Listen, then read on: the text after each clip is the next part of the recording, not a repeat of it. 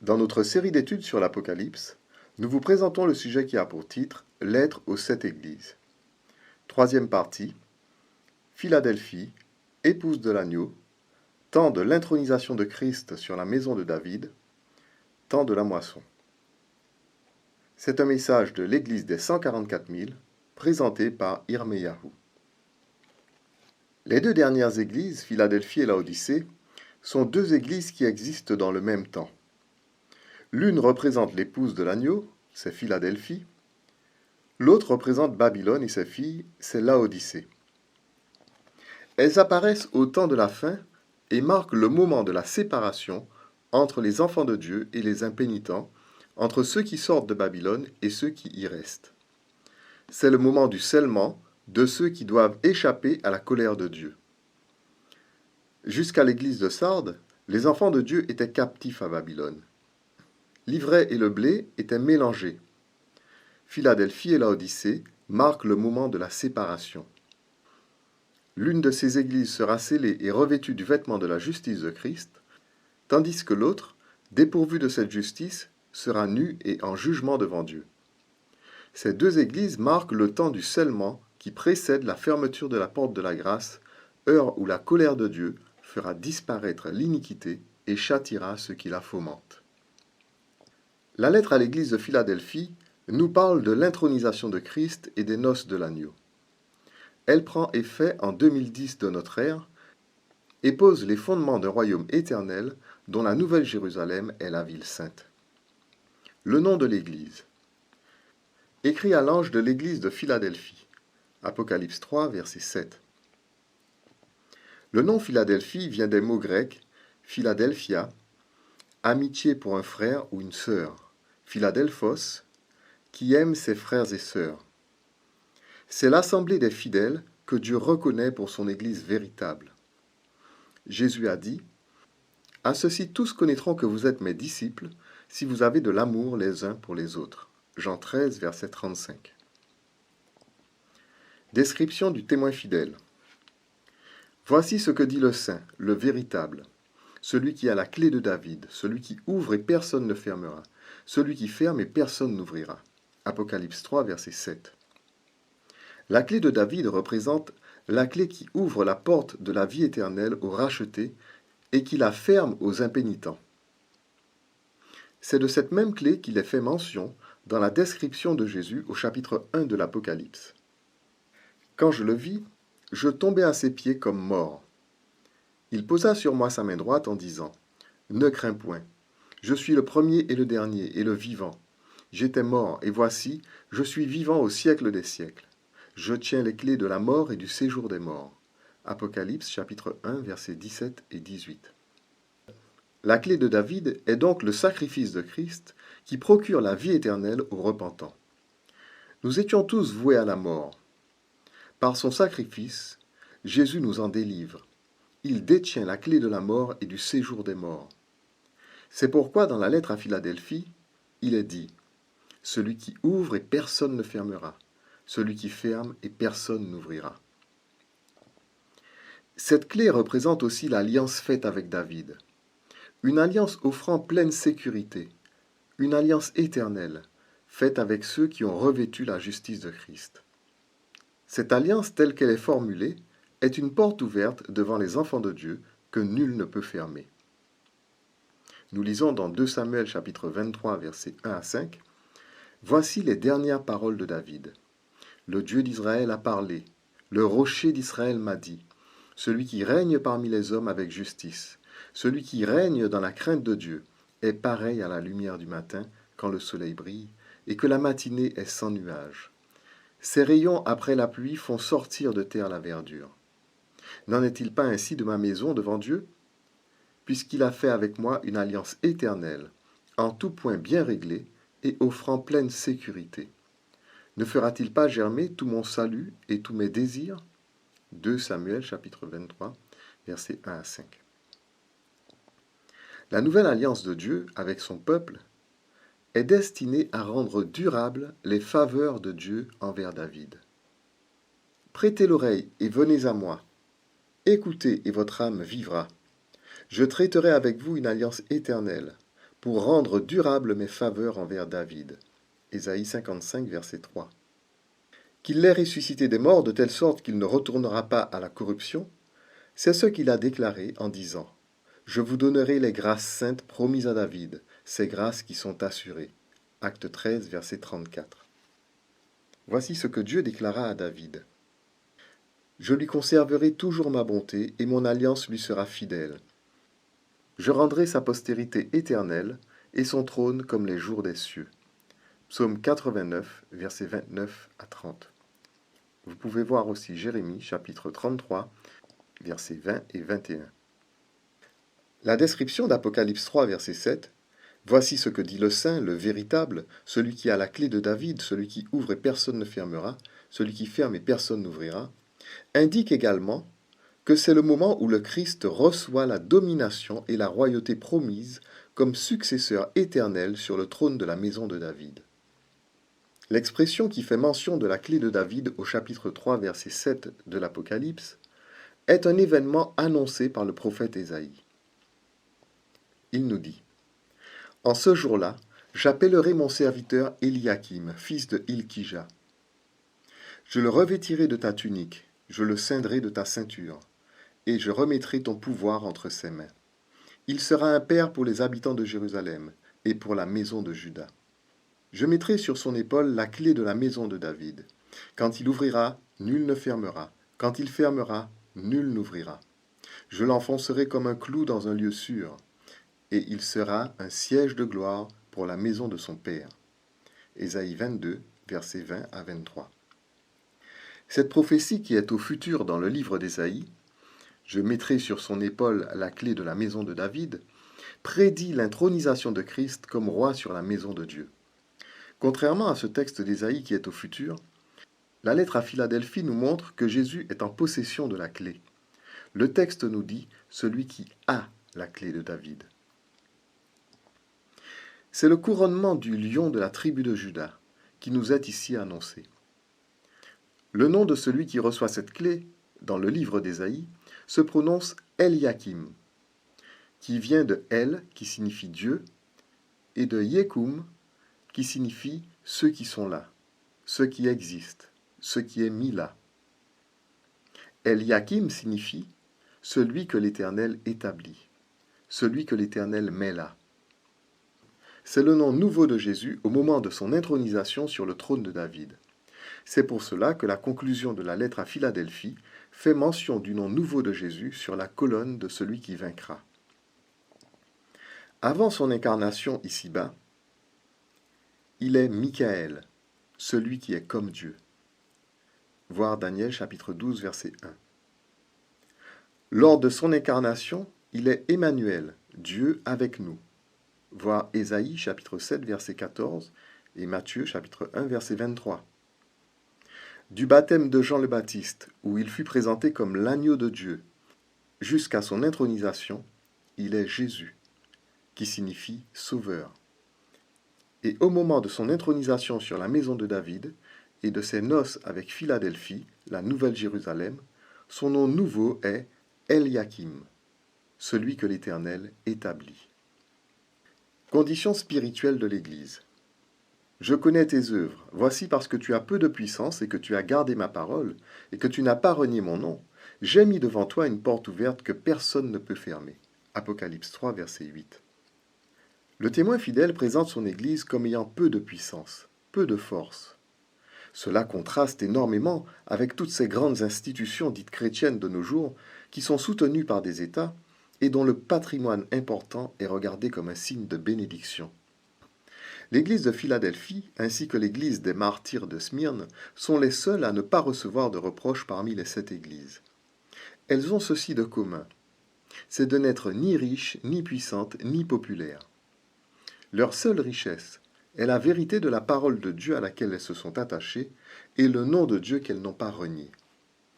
Le nom de Dieu, c'est son saint caractère, son amour miséricordieux. Nous lisons dans Exode 34, versets 5 à 7. « L'Éternel descendit dans une nuée, se tint là, auprès de lui, et proclama le nom de l'Éternel. Et l'Éternel passa devant lui et s'écria, L'Éternel, Dieu miséricordieux et compatissant, lent à la colère, riche en bonté et en fidélité, qui conserve son amour jusqu'à 1000 générations, qui pardonne l'iniquité, la rébellion et le péché, mais qui ne tient point le coupable pour innocent, et qui punit l'iniquité des pères sur les enfants et sur les enfants des enfants jusqu'à la 3e et à la 4e génération. Exode 34, versets 5 à 7. Philadelphie croit en l'amour et en la miséricorde de Dieu, et partage ce même amour et cette même miséricorde entre frères et sœurs. C'est cet amour que Jésus, dans sa prière, a fait connaître à ses disciples comme lien de communion avec Dieu et entre eux. Je leur ai fait connaître ton nom, et je le leur ferai connaître, afin que l'amour dont tu m'as aimé soit en eux, et que je sois en eux. Jean 17, verset 26. C'est la vérité qui conduit à une telle communion, qui leur a donné accès au salut et à la vie éternelle, que Dieu leur assure en mettant devant eux une porte ouverte que nul ne peut fermer. La lettre poursuit en disant « Voici, je te donne de ceux de la synagogue de Satan qui se disent juifs et ne le sont pas, mais qui mentent. Voici, je les ferai venir se prosterner à tes pieds et connaître que je t'ai aimé. » Apocalypse 3, verset 9. Il existe un lien étroit entre la lettre à l'église de Smyrne et la lettre à Philadelphie. Dans la lettre à l'église de Smyrne, la synagogue de Satan représente les institutions juives de l'époque apostolique qui calomnient les chrétiens et poussent les Romains à les condamner. Dans la lettre à Philadelphie, quelques-uns de ceux de la synagogue de Satan, c'est-à-dire du peuple juif, viendront se prosterner devant l'église de Philadelphie et la reconnaîtront pour le vrai peuple de Dieu. C'est là la postérité promise par Dieu au peuple juif malgré sa rébellion. Nous lisons dans Romains, Ésaïe de son côté s'écrie au sujet d'Israël.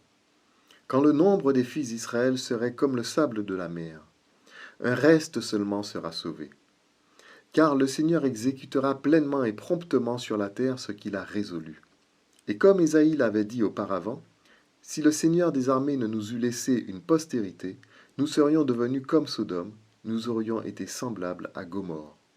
Romains chapitre 9, versets 27 à 29. Le retour d'un reste du peuple juif vers la véritable Église qui est la Nouvelle Jérusalem, et non vers la terre d'Israël comme beaucoup l'ont cru en 1948 avec le retour des Juifs d'Europe en Palestine, constitue l'accomplissement du retour des Juifs vers Dieu annoncé par les prophètes de l'Ancien Testament. Cet événement sera aussi un signe de l'imminence de la fin et du retour en gloire de Christ. Nous lisons encore dans cette lettre « Parce que tu as gardé la parole de la persévérance en moi, je te garderai aussi à l'heure de la tentation qui va venir sur le monde entier pour éprouver les habitants de la terre. Je viens bientôt, retiens ce que tu as, afin que personne ne prenne ta couronne. » Apocalypse 3, versets 10 et 11. L'heure de la tentation qui va venir sur le monde entier est un événement unique qui nous est décrit en détail dans le chapitre 13 de l'Apocalypse. Il s'agit de l'établissement de la marque de la bête. Cette épreuve servira à sceller et à séparer tous ceux qui marchent vraiment avec Dieu des opportunistes et des mécréants. Elle opérait de grands prodiges, même jusqu'à faire descendre du feu du ciel sur la terre à la vue des hommes. Elle séduisait les habitants de la terre par les prodiges qui lui étaient donnés d'opérer en présence de la bête, disant aux habitants de la terre de faire une image à la bête qui avait la blessure de l'épée et qui vivait. Et il lui fut donné d'animer l'image de la bête, afin que l'image de la bête parlât, et qu'elle fit que tous ceux qui n'adoraient pas l'image de la bête fussent tués. Et elle fit que tous, petits et grands, riches et pauvres, libres et esclaves, reçussent une marque sur leur main droite ou sur leur front, et que personne ne put acheter ni vendre sans avoir la marque, le nom de la bête ou le nombre de son nom. Apocalypse 13, versets 13 à 17. Puisque l'Église de Philadelphie doit affronter l'heure de la tentation, cela montre sans équivoque qu'elle évoluera dans le même temps que l'Église de Laodicée, qui est la 7e Église. Le Seigneur ajoute « Je viens bientôt, retiens ce que tu as, afin que personne ne prenne ta couronne », montrant ainsi que ce temps sera proche de son avènement. La couronne dont il est question ici est non seulement la couronne de vie, mais encore celle de l'épouse de l'agneau, comme nous le verrons dans la suite du texte. La promesse au vainqueur. La promesse faite à Philadelphie est chargée d'enseignements précieux et importants pour notre temps. Celui qui vaincra, je ferai de lui une colonne dans le temple de mon Dieu, et il n'en sortira plus. J'écrirai sur lui le nom de mon Dieu, et le nom de la ville de mon Dieu, de la nouvelle Jérusalem qui descend auprès de mon Dieu, et mon nom nouveau. Que celui qui a des oreilles entende ce que l'Esprit dit aux églises. Apocalypse 3, versets 12 et 13. Chaque vainqueur devient une colonne dans le temple de Dieu.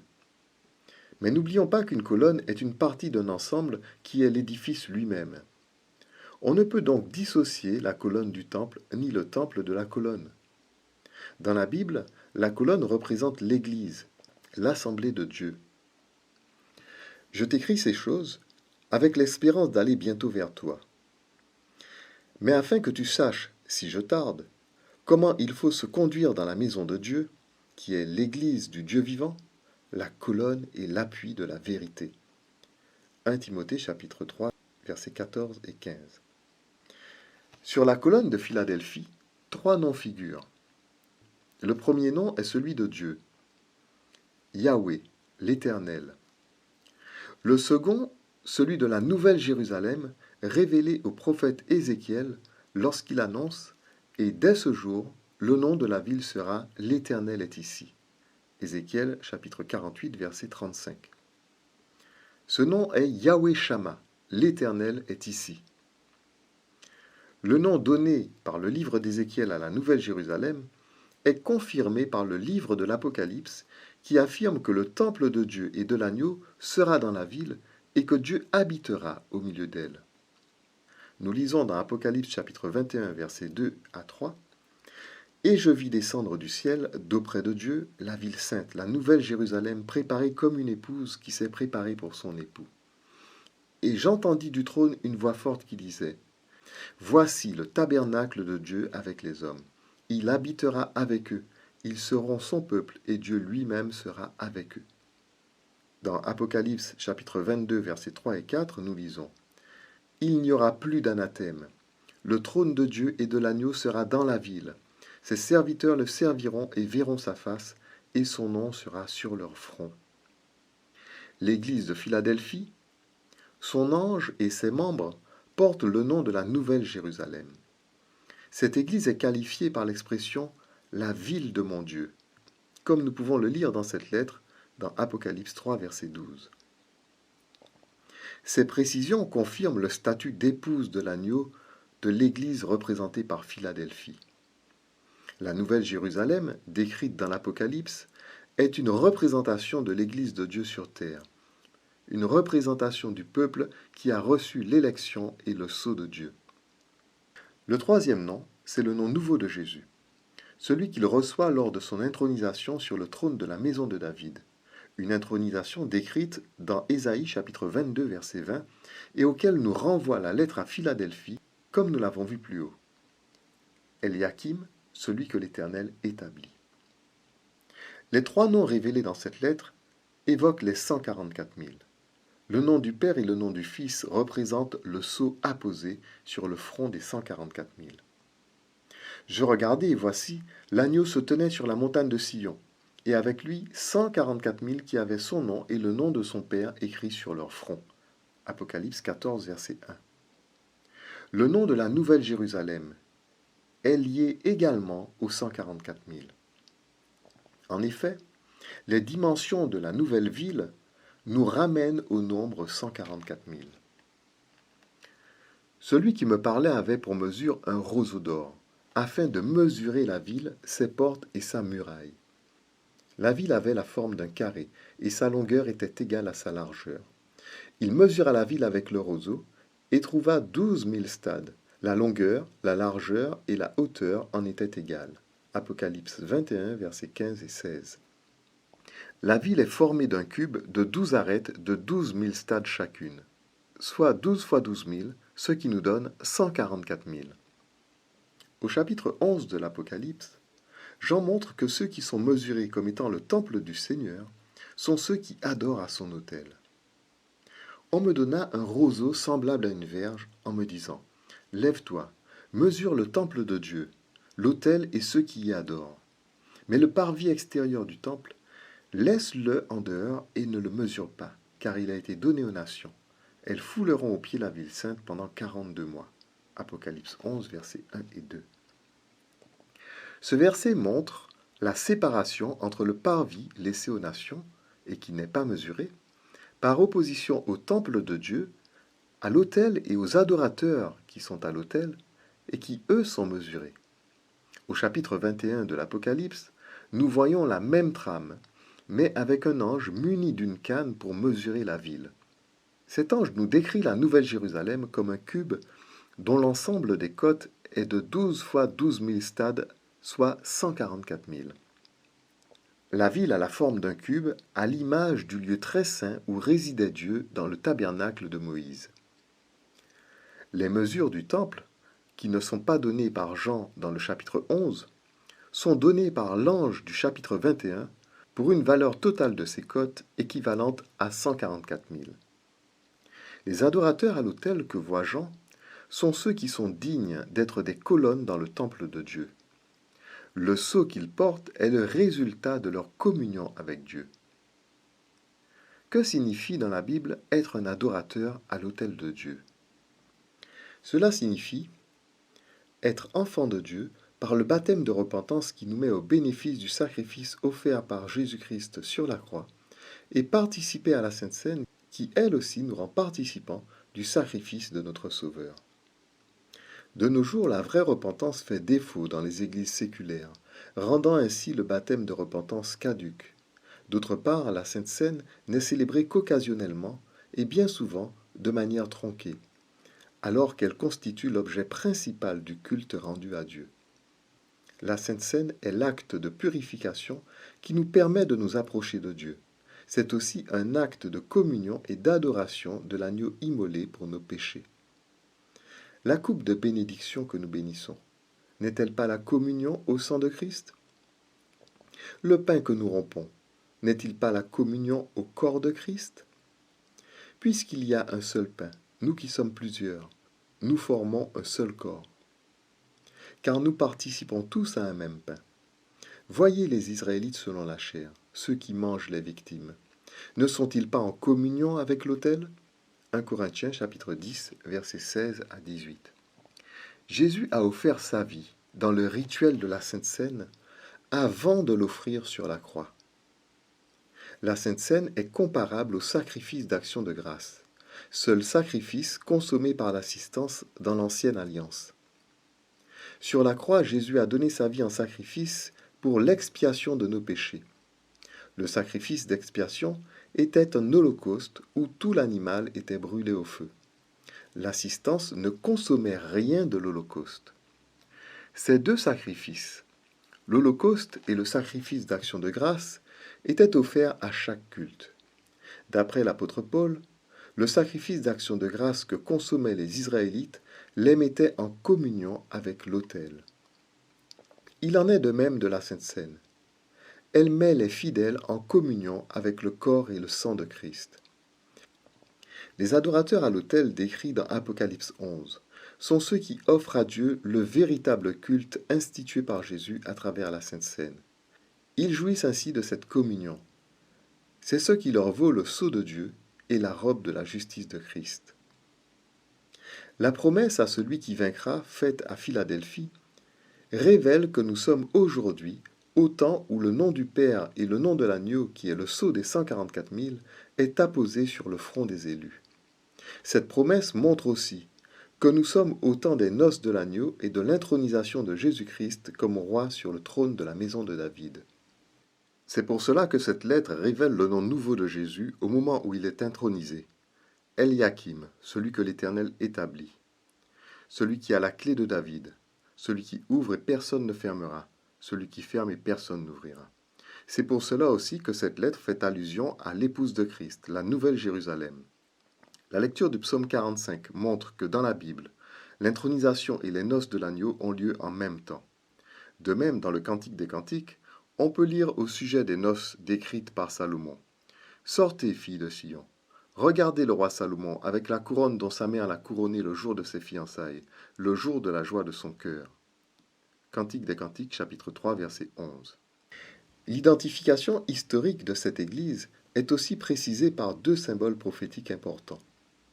Le premier, c'est que la Nouvelle Jérusalem est décrite comme une pierre de jaspe, pierre généralement brune, de la couleur des gens de race noire. Son éclat était semblable à celui d'une pierre très précieuse, d'une pierre de jaspe transparente comme du cristal. Apocalypse chapitre 21, verset 11.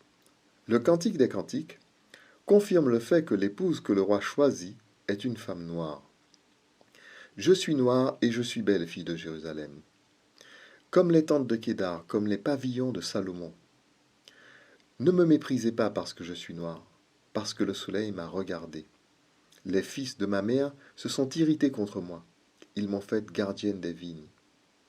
Ma vigne à moi, je ne l'ai pas gardée. Cantique des Cantiques, chapitre 1, versets 5 et 6. D'autre part, un autre élément apporté dans le Cantique des Cantiques montre que l'épouse est issue de l'esclavage. C'est ce deuxième symbole qui affirme l'identification historique de l'épouse de l'agneau, de l'église de Philadelphie. Les fils de ma mère se sont irrités contre moi. Ils m'ont faite gardienne des vignes. Ma vigne à moi, je ne l'ai pas gardée. Cantique des Cantiques, chapitre 1, verset 6. Nous avons montré que cette église porte le sceau des 144 000, le nom du Père et le nom du Fils. De plus, dans une précédente étude, dans un commentaire sur la lettre à Thyatire, nous avons montré que le nombre 144 000 symbolise un peuple mis en esclavage 400 ans durant l'ère chrétienne, comme le peuple hébreu le fut en Égypte. L'épouse de l'agneau est par conséquent issue du peuple noir, déporté en esclavage durant l'ère chrétienne. Cette église captive à Babylone, et dont les membres reçoivent le sceau des 144 000 depuis l'époque de Thyatire, époque esclavagiste, n'est révélée qu'au moment du grand cri d'Apocalypse 18, appelant le peuple de Dieu à sortir de Babylone. Rappelons que 400 ans d'esclavage équivalent à 400 fois 360, 360 étant la durée d'une année chez les Hébreux. 400 fois 360 jours nous donne un total de 144 000 jours. Ainsi, 400 ans d'esclavage équivalent à 144 000 jours d'esclavage. L'épouse de l'agneau est par conséquent issue du peuple noir déporté en esclavage durant l'ère chrétienne. Cette église captive à Babylone, et dont les membres reçoivent le sceau des 144 000 depuis l'époque de l'église de Thyatire, époque esclavagiste, n'est révélée qu'au moment du grand cri d'Apocalypse 18, appelant le peuple de Dieu à sortir de Babylone. Ce moment historique nous est décrit dans le livre du prophète Daniel, qui nous annonce quand auront lieu ces noces, qui en fait correspondent au rétablissement du sanctuaire de Dieu, autrefois dévasté par l'Empire romain, en l'an 70 de notre ère. Le prophète Daniel avait annoncé l'apparition de l'Empire romain, son action contre le peuple de Dieu et contre son sanctuaire. Il avait également prophétisé sur la durée des méfaits de cet empire et sur le moment historique où le sanctuaire de Dieu serait relevé. Nous tâcherons d'expliquer cette prophétie en la résumant. Au chapitre 8 de Daniel, sous le symbole d'un bouc portant une grande corne unique, le prophète identifie le roi de Javan. Javan est le nom antique de la Grèce. Il voit cette grande corne se briser et 4 grandes cornes prendre sa place. Cette description illustre l'empire d'Alexandre le Grand, suivi de son fractionnement entre 4 de ses généraux à sa mort. Cette description illustre l'empire d'Alexandre le Grand, suivi à sa mort de son fractionnement entre 4 de ses généraux. Comme je regardais attentivement, voici un bouc venait de l'Occident et parcourait toute la terre à sa surface sans la toucher. Ce bouc avait une grande corne entre les yeux. Daniel 8, verset 5. Le bouc devint très puissant, mais lorsqu'il fut puissant, sa grande corne se brisa. 4 grandes cornes s'élevèrent pour la remplacer aux 4 vents des cieux. Daniel 8, verset 8.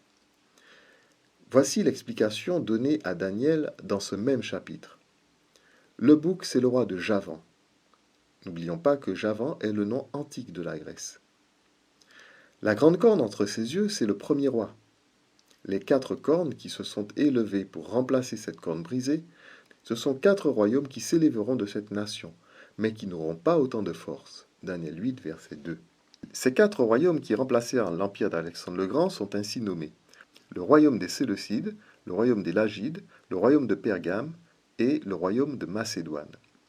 C'est durant le règne des 4 généraux d'Alexandre le Grand que, sous le symbole d'une petite corne qui s'agrandit, l'hégémonie romaine apparaît et commence son expansion en s'associant notamment avec l'une des 4 grandes puissances grecques, le royaume de Pergame. Très tôt, Rome est alliée au royaume de Pergame dans ses guerres contre les autres puissances grecques, telles les Macédoniens et les Séleucides. En effet, dès ses premières conquêtes contre la Grèce, Rome s'allie au royaume de Pergame. Attale Ier, 241-197 avant Jésus-Christ, participa aux 2 premières guerres contre la Macédoine aux côtés des Romains. Son fils Eumène II, 197-159 avant Jésus-Christ, s'allia aux Romains pour combattre les Séleucides en 190 à la bataille de Magnésie. Attale III, 138-133 avant Jésus-Christ, légua son royaume à l'Empire romain à sa mort. C'est de cette province que Rome entreprend ses conquêtes au Moyen-Orient. La Palestine sera annexée par Pompée à la tête des armées romaines en 63 avant Jésus-Christ. Après avoir vu les 4 grandes cornes, le prophète Daniel nous dit: de l'une d'elles sortit une petite corne qui s'agrandit beaucoup vers le midi, vers l'Orient et vers le plus beau des pays. Elle s'éleva jusqu'à l'armée des cieux. Elle fit tomber à terre une partie de cette armée et des étoiles, et les foula. Elle s'éleva jusqu'au chef de l'armée, lui enleva le sacrifice perpétuel et renversa le lieu de son sanctuaire. L'armée fut livrée avec le sacrifice perpétuel. À cause du péché, la corne jeta la vérité par terre et réussit dans ses entreprises. J'entendis parler un saint, et un autre saint dit à celui qui parlait: pendant combien de temps s'accomplira la vision sur le sacrifice perpétuel et sur le péché dévastateur?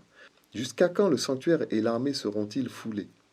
Et il me dit: 2300 soirs et matins, puis le sanctuaire sera purifié. Daniel 8, versets 9 à 14. L'émergence de la puissance romaine, signifiée par la petite corne, est l'objet d'une attention particulière dans le chapitre 8 de Daniel. Ces entreprises sont détaillées et ont un caractère spécifique du fait de son action contre le Christ, le chef des chefs, contre le sanctuaire, contre la vérité, contre le perpétuel et contre le peuple des saints. La question du saint, concernant les 2300 soirs et matins, fait référence uniquement à des actes accomplis par la petite corne, la puissance romaine. Les 2300 soirs et matins ne peuvent donc démarrer qu'avec l'émergence de l'hégémonie de l'Empire romain en 290 avant Jésus-Christ, où s'accomplissent les traits de la prophétie qui la concerne. D'abord par ses incroyables ravages, la destruction des puissants, puis par son action contre le peuple saint, décrite dans Daniel 8, 24. À la fin des guerres contre les Samnites en 290 avant Jésus-Christ, la petite république de Rome est maîtresse de sa propre région, l'Italie centrale.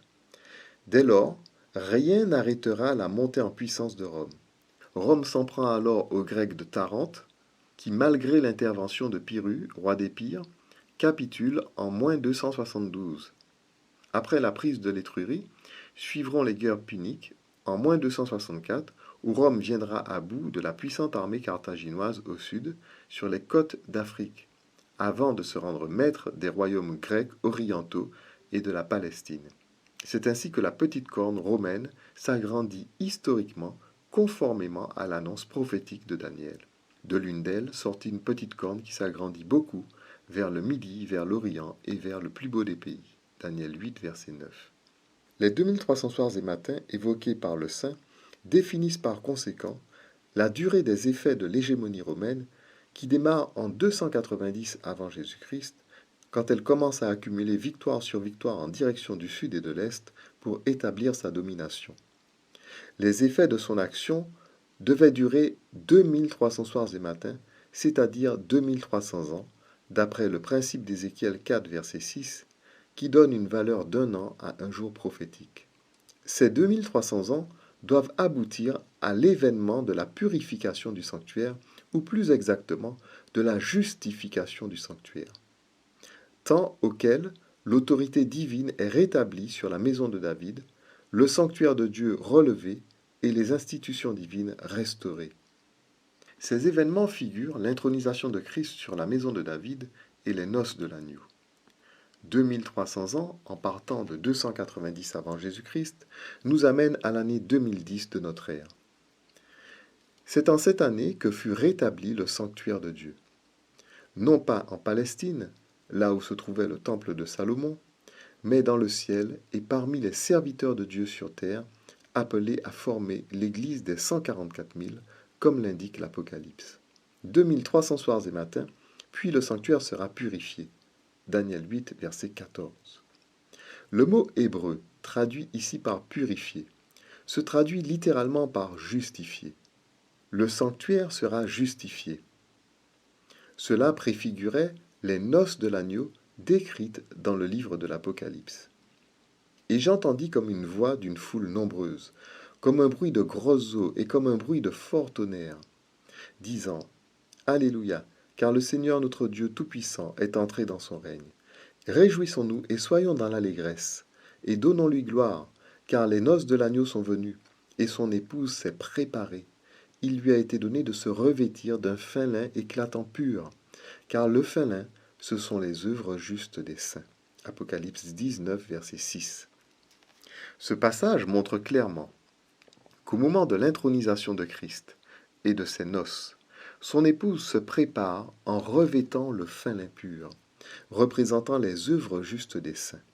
Cette expression, prise dans son sens littéral, se traduit en grec par les justifications des saints, dikaiomata. L'épouse de l'agneau, c'est la Nouvelle Jérusalem décrite en Apocalypse 21. Sa justification indique non seulement la venue de ses noces, mais également la mise en service du nouveau tabernacle qui est la Nouvelle Jérusalem et qui est une représentation des 144 000 qui forment le peuple de Dieu dans cette fin des temps.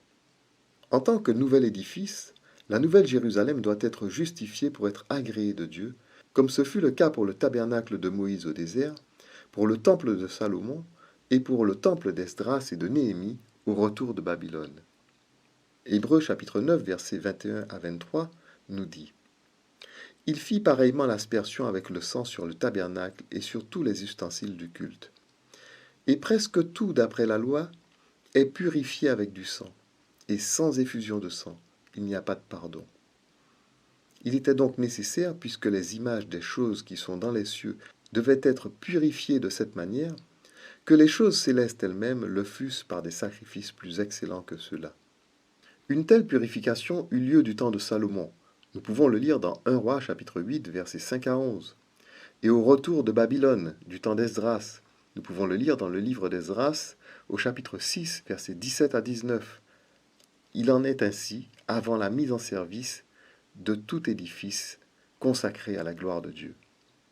C'est au terme des 2300 soirs et matins de Daniel chapitre 8, en 2010, que fut établie l'Église qui est la véritable Église de Dieu, la Nouvelle Jérusalem, l'Église des 144 000, scellée du sceau de Dieu dans la dédicace et dans les noces de l'agneau. L'épouse de Christ a été choisie parmi les descendants des Noirs, mis en esclavage depuis le temps de l'Église de Thyatire. Cet événement eut lieu lorsqu'en 2010, dans les îles de la mer, dans les Caraïbes, Dieu envoya cette lumière à ses serviteurs qu'il a choisis conformément à la prophétie parmi les descendants d'Africains mis en esclavage. Ils élèvent leur voix, ils poussent des cris d'allégresse. Des bords de la mer, ils célèbrent la majesté de l'Éternel. Glorifiez donc l'Éternel dans les lieux où brille la lumière, le nom de l'Éternel, Dieu d'Israël, dans les îles de la mer. Ésaïe 24, verset 14. Cette prophétie est aussi illustrée dans l'Apocalypse. Je vis un autre ange puissant qui descendait du ciel, enveloppé d'une nuée. Au-dessus de sa tête était l'arc-en-ciel, et son visage était comme le soleil, et ses pieds comme des colonnes de feu. Il tenait dans sa main un petit livre ouvert. Il posa son pied droit sur la mer et son pied gauche sur la terre. Apocalypse 10, versets 1 et 2. L'ange qui se tient un pied sur la terre, un pied sur la mer, est décrit comme le personnage du chapitre 1 de l'Apocalypse qui s'adresse à Jean. C'est Jésus. Il se tient un pied sur la terre, un pied sur la mer, pour montrer qu'il est sur une île, un endroit où on ne peut arriver ou partir que par la mer. Le petit livre ouvert dans sa main est la révélation apportée dans cette fin des temps à ceux qu'il a choisis pour faire partie des 144 000. Cette révélation est donnée à l'heure où le règne de Christ est inauguré avec les noces de l'agneau, événement qui scelle les 144 000 comme étant la dernière Église de Dieu, révélée dans la lettre à Philadelphie. Mais de même que le roi David fut intronisé à l'insu de Saül, l'intronisation de Christ et les noces de l'agneau ont eu lieu en l'an 2010 de notre ère, à l'insu du monde et des grands de ce monde. Comme David fut persécuté par Saül à l'annonce de son règne, Christ et son épouse le seront aussi lorsque le bruit de cet événement parviendra aux grands de ce monde. Il dit donc: un homme de haute naissance s'en alla dans un pays lointain pour se faire investir de l'autorité royale et revenir ensuite. Il appela 10 de ses serviteurs, leur donna 10 mines et leur dit: faites-les valoir jusqu'à ce que je revienne. Mais ses concitoyens le haïssaient. Ils envoyèrent une ambassade après lui pour dire: nous ne voulons pas que cet homme règne sur nous. Luc 19, versets 12 à 14. En levant la main sur l'épouse de Christ, les rois de la terre se comporteront comme Amalek, qui leva la main sur le trône de l'Éternel, car la nouvelle Jérusalem est le trône de Dieu et de l'agneau. Ils encourront alors la colère de Dieu. L'Éternel dit à Moïse: écris cela dans le livre pour que le souvenir s'en conserve, et déclare à Josué que j'effacerai la mémoire d'Amalek de dessous les cieux. Moïse bâtit un autel et lui donna pour nom l'Éternel ma bannière. Il dit: parce que la main a été levée sur le trône de l'Éternel, il y aura guerre de l'Éternel contre Amalek de génération en génération. Exode chapitre 7, versets 14 à 16. Amen. Amen.